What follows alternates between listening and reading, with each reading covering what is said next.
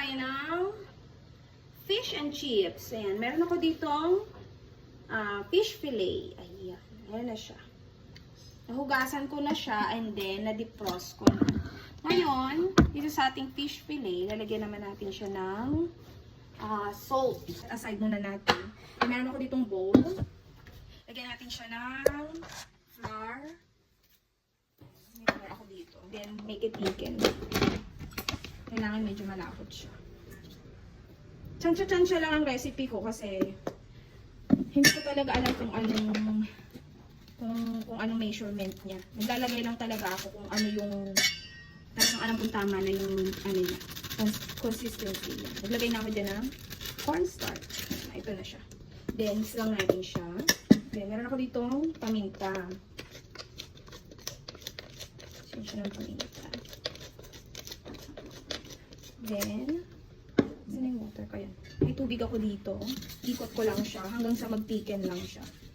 Para kumapit yung pinaka-butter niya sa fish. Pag kulang pa, syempre, dadagdagan natin. Kailangan talagang halong-halo siya na wala siyang buo-buo.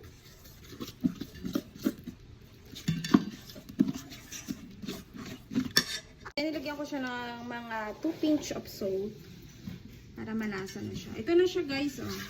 Malapot na siya. Yan. And then, pagkatapos niya, i-coat natin siya dito. And then, ilalagay natin siya sa start frying na. Ayun. Then, lagyan natin siya ng 1 whole egg. Ito na, guys. Ayan na siya. Then, lagay natin yung ating isda. Ayan, guys. Ready na. Ilagay na natin itong ating fish. Ayan. Make sure na coat siyang mabuti. Ayan. Kinamay ko na siya. Then, malinis naman yung kamay ko. Ayan. Pwede siyang hatiin sa gitna. Pero kung mas gusto ko siya ng malaki. Ayan. Then, ready to fry. French fries.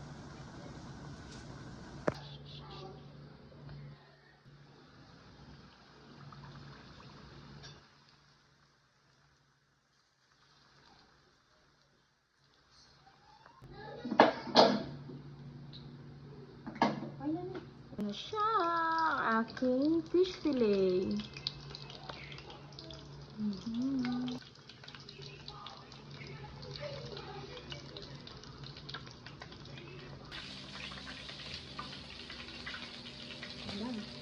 Ayan na, guys, it's dinner time. Kaya naman, guys, kung nagustuhan niyo po ang video ko, pa-like, comment, share, and follow me for more. Thank you!